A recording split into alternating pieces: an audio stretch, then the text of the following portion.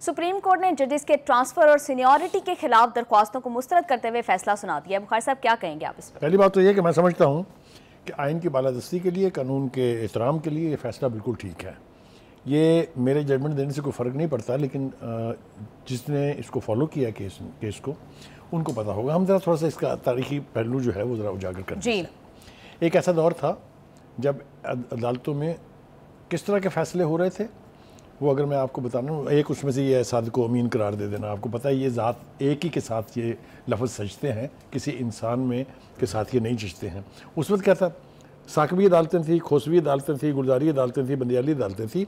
एक पार्टी जाती थी, जाके पिटीशन दे के साथ ही फैसला ले आती थी अपने साथ। उसको तब्दील करने के लिए सूरत हाल को 26वीं तरमीम की गई और आइनी बेंचों को अलहदा कर दिया गया। ये पिटीशन आइनी बेंच ने सुनी है और उसने करार दिया है ये कि जो इस वक्त एग्जिस्टिंग कॉन्स्टिट्यूशनल पोजीशन है और जो एग्जिस्टिंग लॉज हैं उसके मुताबिक ये ट्रांसफ़र जस्टिफाइड है। अब ये किन्होंने दिया था, मैं उन जजों की तारीफ अगर यहाँ बयान करने बैठूंगा तो उसके लिए वक्त बहुत चाहिए जी। ये वो जजेस हैं जिन्होंने उस दौर के फैसले निकाल के देखें तो आपको पता चलेगा कि कितनी ज़्यादा सहूलतकारी की गई एक पार्टी की। मैं नाम जानबूझ के नहीं ले रहा हूँ। ये पार्टीजन एटीट्यूड जो है उसने इंसाफ का जो तमस्खर उड़ाया। इस तरह के फैसले हैं जिनमें से 90% फैसले आइंदा कभी प्रेसिडेंट के तौर पे किसी और केस के ऊपर लागू नहीं होंगे जी।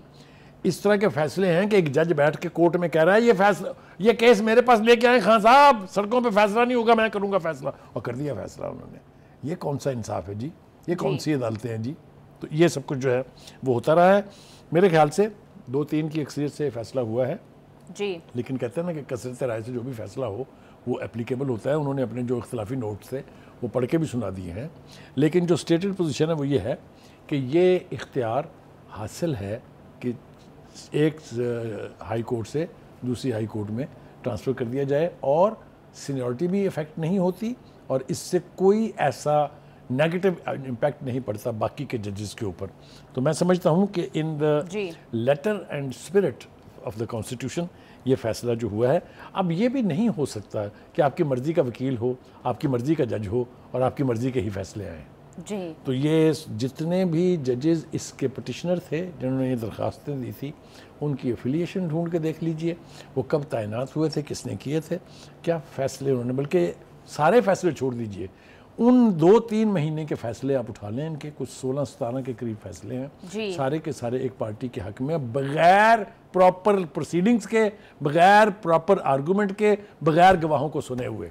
ये कौन से मुल्क का दस्तूर है जी? जी बुखारी साहब बिल्कुल ठीक कह रहे हैं। अब ball is in president's court. सदर मुमलिकत ने इसको आगे जो है वो कंटिन्यू करना है। होपफुली वो जल्द इस पर जो है वो मामले को जल्द तय कर लें। प्रोग्राम का वक्त हो गया ख़त्म। हमें दीजिए इजाज़त, आपसे मुलाकात होगी इंशाल्लाह मंडे को। अल्लाह हाफ़िज़।